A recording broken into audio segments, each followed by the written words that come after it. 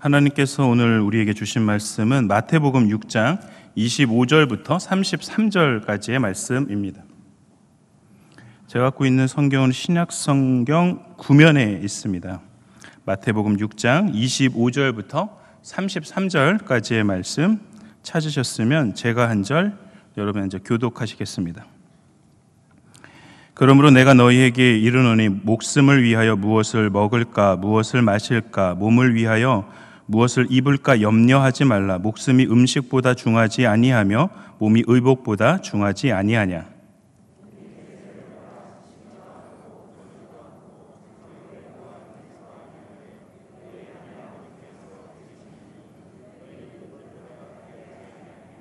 너희 중에 누가 염려함으로 그 키를 한 자라도 더할 수 있겠느냐.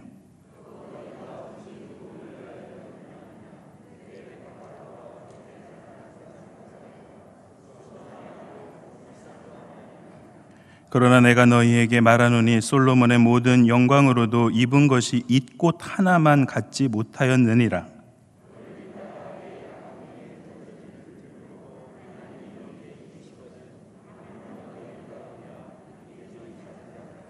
그러므로 염려하여 이르기를 무엇을 먹을까 무엇을 마실까 무엇을 입을까 하지 말라.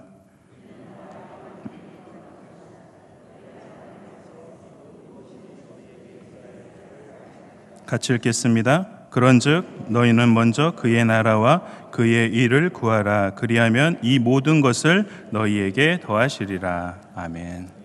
우리 좌우로 한번 인사할까요? 하나님의 은혜가 부족한 적은 단 한 번도 없었습니다. 한번 이렇게 인사했으면 좋겠습니다.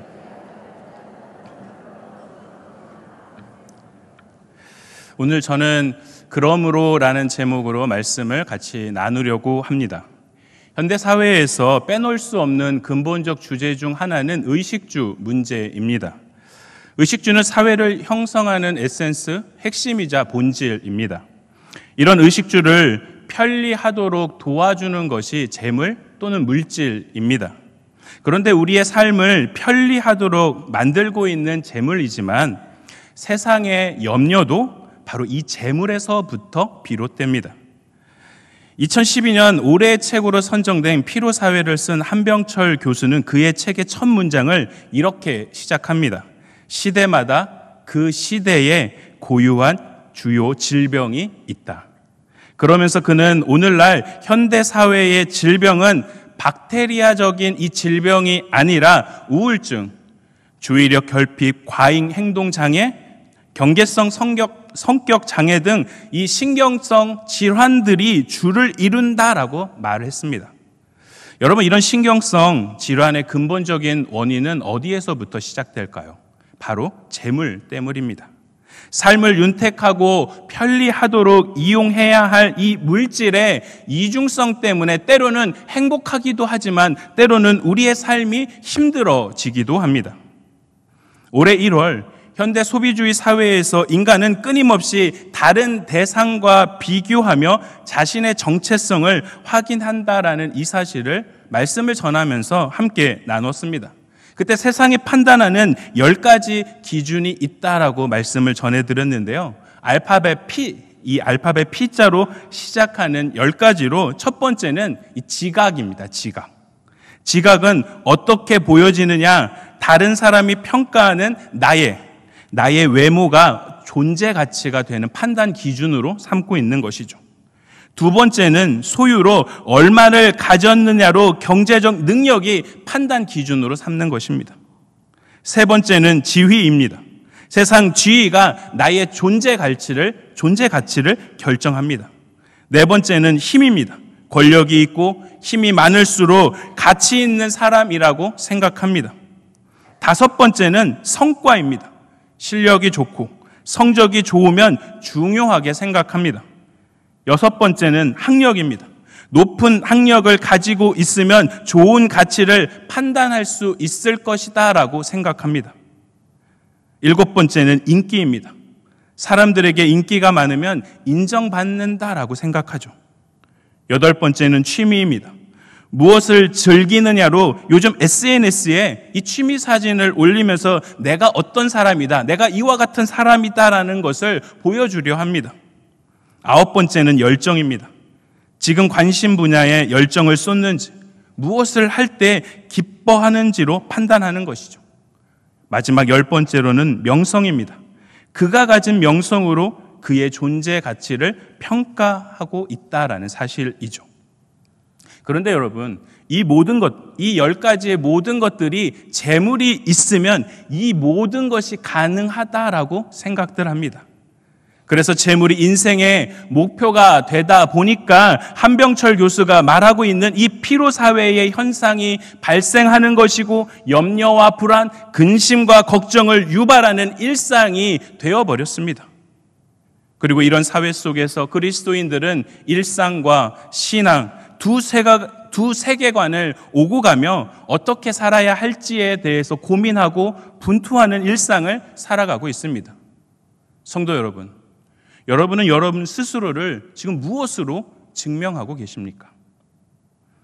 오늘 본문은 그러므로 라는 말로 염려에 대한 유명한 강론을 하신 이 예수님의 말씀입니다. 그러므로는 헬라어로 디아투토입니다. 디아투토는 앞에서 제기한 그 문제에 답을 줄 때 사용하는 관용적인 표현으로 앞에 이런 것이 문제다, 그러므로 이것이 정답이다라는 것을 제시하고 있는 것입니다. 그래서 오늘 우리는 예수님의 이 말씀을 보면서 매일같이 우리에게 밀려오는 염려와 근심 앞에 그리스도인으로서 누구를 섬겨야 하고 무엇을 선택해야 할지, 성도가 승리할 수 있는 비결은 무엇인지에 대해서 이 그러므로를 중심으로 말씀을 같이 나누고자 합니다. 먼저 예수님은 첫 번째 그러므로를 통해서 두 주인을 섬길 수 없다라고 말씀하고 계시죠. 예수님이 말씀하시고 있는 두 주인은 누구일까요? 24절 말씀입니다. 한 사람이 두 주인을 섬기지 못할 것이니 혹 이를 미워하고 저를 사랑하거나 혹 이를 중히 여기고 저를 경히 여김이라.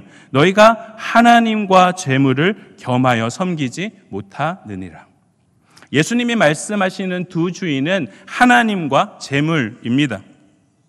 본문에 나오는 재물은 헬라어로 맘모나스라는 단어입니다.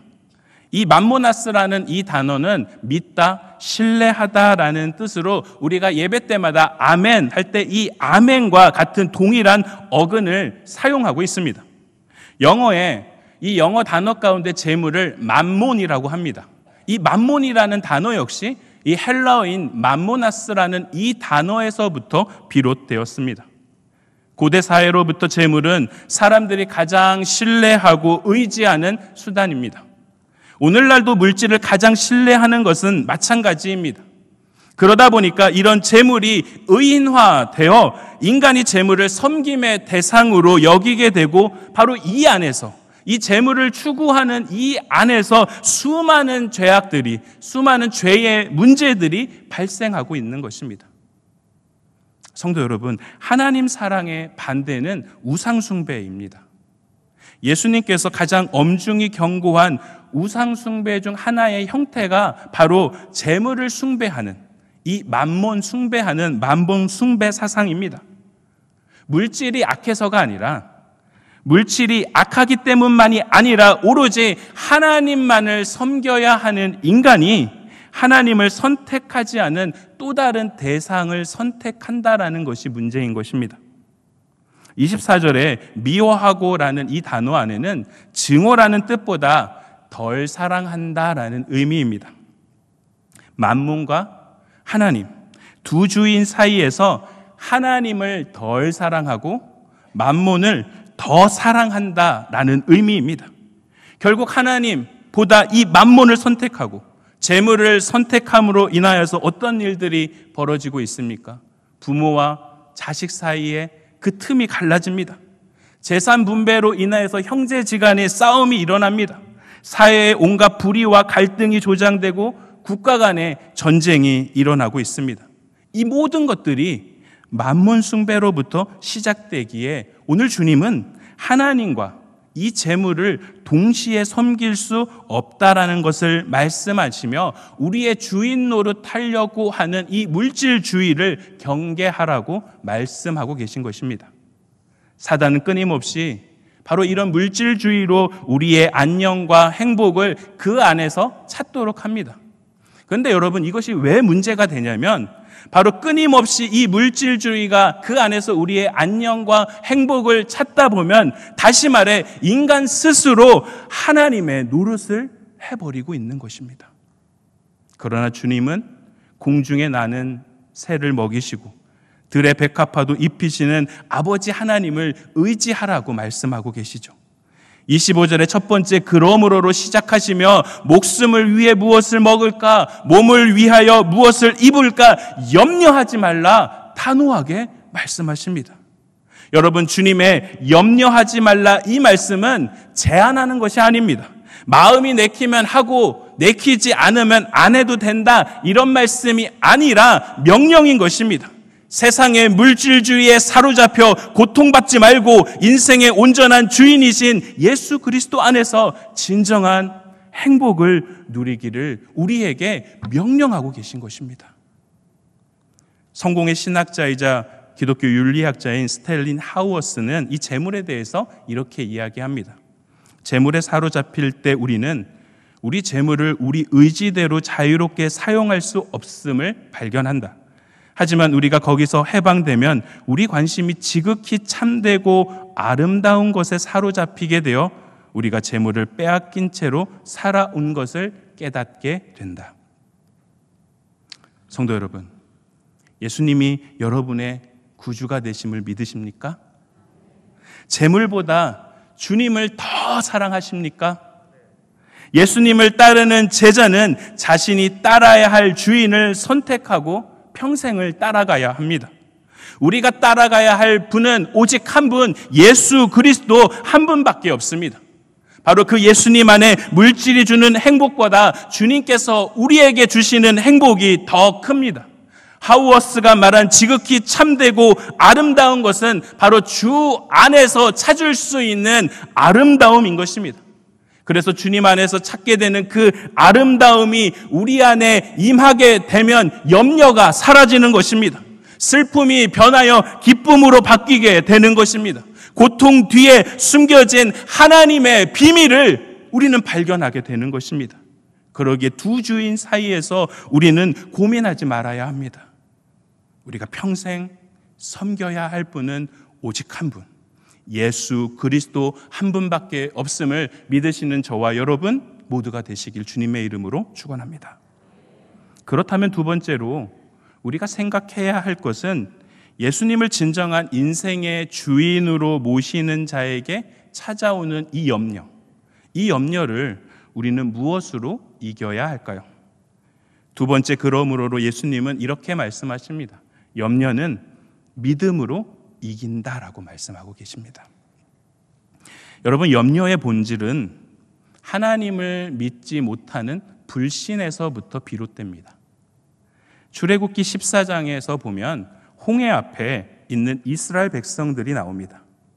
그들 앞에 홍해가 있다 보니까 건너지 못하고 있습니다. 그리고 뒤에는 바로의 군사가 쫓아오고 있습니다. 그런 이스라엘 백성들을 향해서 모세가 선포합니다. 출애굽기 14장 13절 14절 말씀입니다. 모세가 백성에게 이르되 너희는 두려워하지 말고 가만히 서서 여호와께서 오늘 너희에게 행하시는 구원을 보라.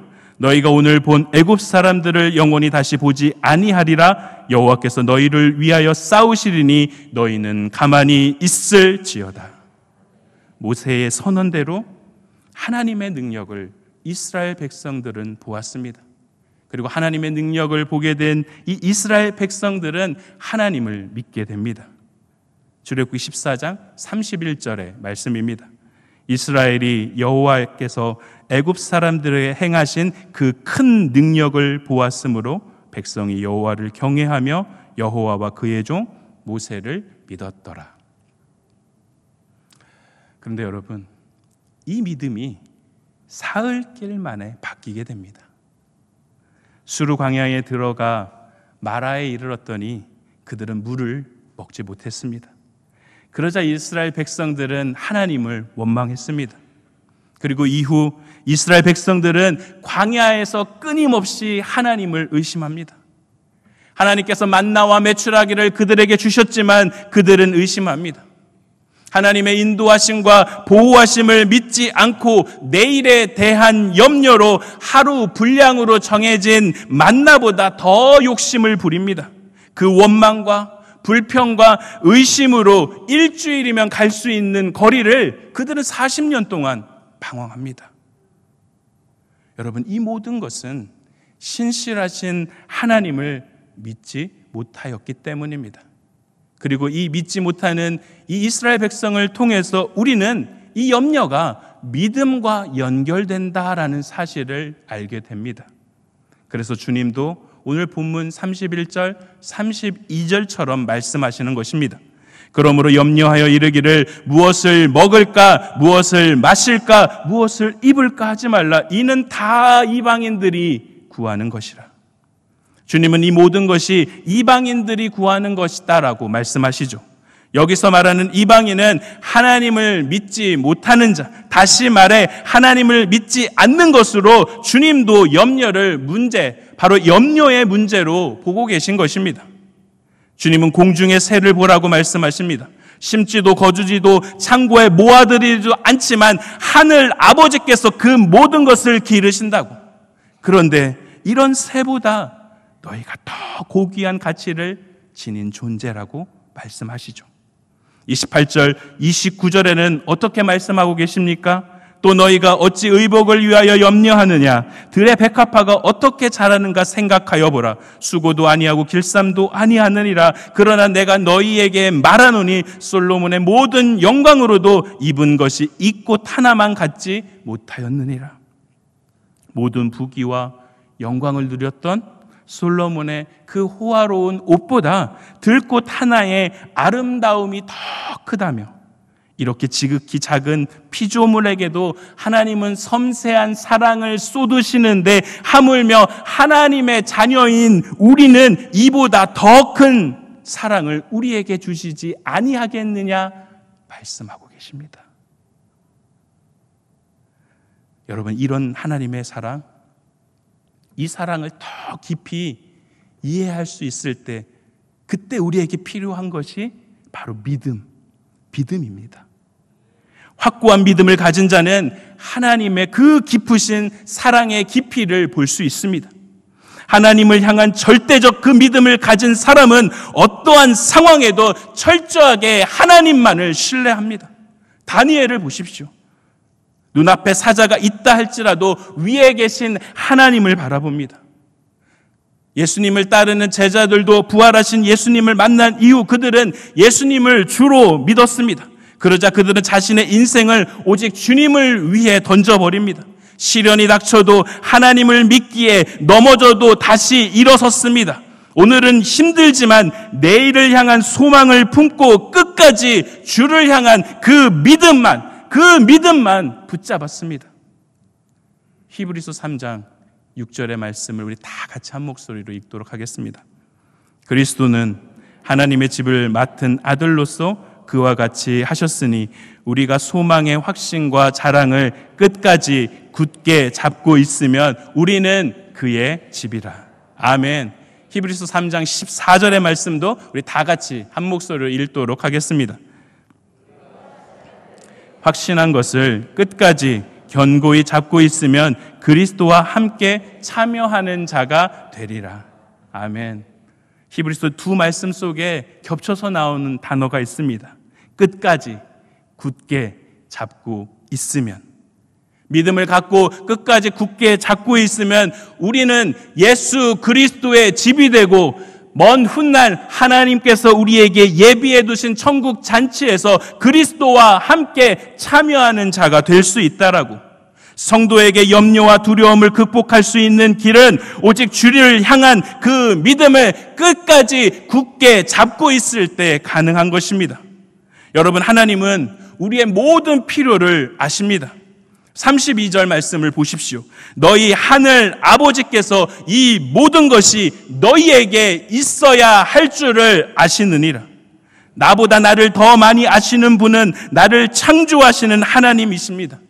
피로 사회가 된 이 현대 사회에서 우리가 힘들어진 것은 무조건적인 그 하나님의 사랑이 우리에게 충만하게 임하고 있는 그 통로가 막혔다라고 생각하기 때문입니다.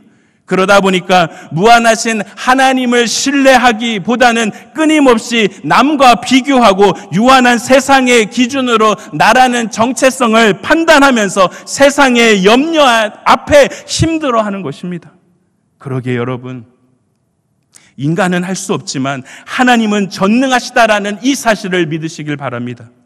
그 전능하신 하나님은 모든 것을 아시고 하나님의 그 때를 기다리고 계십니다. 그러므로 우리가 해야 할 것은 우리가 잡고 있는 이 굳건한 그 믿음을 가지고 세상의 어떤 것보다 나를 더 많이 사랑하시는 그 하나님을 온전히 신뢰하는 그 믿음이 우리에게 필요합니다. 주님은 오늘 본문을 통해서 우리에게 말씀하십니다. 오직 믿음이 염려를 이긴다라고 말씀하십니다. 그렇다면 이제 우리가 마지막으로 생각해야 할 것은 무엇일까요? 주님은 두 주인을 섬길 수 없다라고, 즉 인생의 온전한 주인은 한 분이시다라고 말씀하십니다. 그리고 또한 우리의 일상에 가득한 염려는 믿음으로 이길 수 있다라고 말씀하시죠. 이제 남은 것은 바로 주님을 내 인생의 주로 믿는 자가 살아갈 방향성만 남은 것입니다. 세 번째 그러므로로 예수님께서는 이렇게 말씀하십니다. 먼저 그의 나라와 하나님의 나라와 그의 의를 구하라 말씀하시죠. 주님은 명확한 우선순위와 방향성을 제시하십니다. 우리 33절 말씀 같이 읽도록 하겠습니다. 그런즉 너희는 먼저 그의 나라와 그의 의를 구하라. 그리하면 이 모든 것을 너희에게 더하시리라. 아멘. 여기서 말하고 있는 먼저는 무엇보다 먼저, 그 어떤 것보다 첫 번째로라는 의미로 절대적 우선순위를 말하고 있는 것입니다. 예수님은 인생에 있어서 가장 맨 앞에 있어야 할 우선순위로 하나님의 나라와 그의 의를 구하라 말씀하고 계십니다. 그런데 여러분, 여기서 말하고 있는 하나님의 나라를 우리는 죽으면 가는 나라, 하나님의 나라 천국으로만 이해해서는 안 됩니다. 우리는 너무나도 구원론적인 관점으로 천국을 이해할 때가 많이 있습니다. 그러나 하나님의 나라는 미래에 우리에게 주어질 하나님의 나라의 개념도 있지만 이 땅에서 이루어지는 바로 현재의 하나님의 나라의 개념도 있는 것입니다. 즉 하나님의 나라는 헛된 허상이 아니라 실존 세계로 이 나라, 하나님의 나라에서 나라라는 단어는 헬라어로 바실레야인데 이 바실레야의 뜻의 의미는 통치권, 다스림이라는 것을 의미하고 있는 것입니다. 또한 오늘 본문에 나오는 의는 하나님의 의로우심으로 예수 그리스도를 주인 삼아 당신의 자녀답게 세상에서 살아가는 것, 물질을 통해 염려하지 않고 오직 주님을 신뢰하는 그 절대적인 관계의 의로움을 말하고 있는 것입니다. 바로 하나님의 나라와 그 의를 구하는 것은 세상에서 하나님의 통치권을 인정하느냐? 예수 그리스도를 구주로 인정하고 너의 삶의 주인으로 여기며 그 안에서 의롭게 살 수 있느냐라고 우리에게 물으시는 것이며, 그 질문에 우리 모두가 아멘으로 대답할 수 있다면 바로 그곳이 하나님의 나라와 의가 선포되는 것입니다. 찬송가 438장은 내용원이 은총이보입니다. 우리 후렴 한번 같이 불러볼까요? 할렐루야 찬양하세, 내 모든 죄 사함 받고 주 예수와 동행하니 그 어디나 하늘나라. 주 예수와 동행하는 그 어디나, 그곳이 무엇이 된다고요? 맞습니다. 하나님의 나라가 선포되는 것입니다. 주님은 이런 하나님의 나라를 이 땅에서 너의 삶의 방향으로 삼으라 말씀하고 계신 것입니다. 무엇을 먹을까, 무엇을 입을까, 무엇을 마실까 염려하는 우리에게 그것보다 더 중요한 일이 하나님의 나라와 의를 구하며 복음을 전하는 것이 인생의 가장 앞에 있어야 한다라고 말씀하고 계신 것입니다. 그러면서 주님은 바로 이런 삶을 사는 자들에게 약속의 말씀도 함께 주십니다. 우리 33절의 말씀 다시 한번 읽도록 하겠습니다. 그런즉 너희는 먼저 그의 나라와 그의 의를 구하라. 그리하면 이 모든 것을 너희에게 더하시리라. 아멘. 주님은 그리하면 이 모든 것을 더하시겠다라고 말씀하시죠. 여러분, 이 모든 것은 다름 아니라 우리의 모든 필요입니다. 내가 세상에서 염려하는 것들입니다. 나라는 정체성을 형성하는 10가지입니다. 주님은 인생의 구주로 모시고 그 주님을 믿고 하나님의 나라와 의를 구하는 그 영적인 일을 구할 때 나의 육적인 간구와 필요를 더하여 채워 주시겠다라고 말씀하고 계신 것입니다. 그러면서 세 번째 그러므로로 주님은 결론을 내리고 계십니다. 34절 말씀입니다. 그러므로 내일 일을 위하여 염려하지 말라. 내일 일은 내일이 염려할 것이요 한날의 괴로움은 그날의 족하니라. 주님은 이 내일 일은 내일 스스로가 염려할 것이므로 자신이 미리 당겨서 걱정할 필요가 없다라고 말씀하고 계시죠.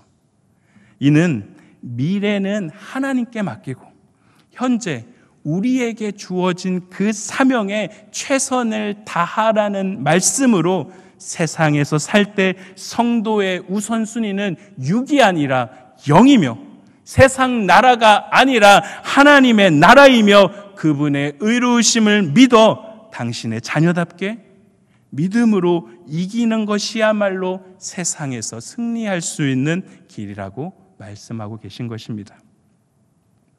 미국 메이저리그에 대표된 투수 가운데 이 클레이튼 커쇼라는 선수가 있습니다.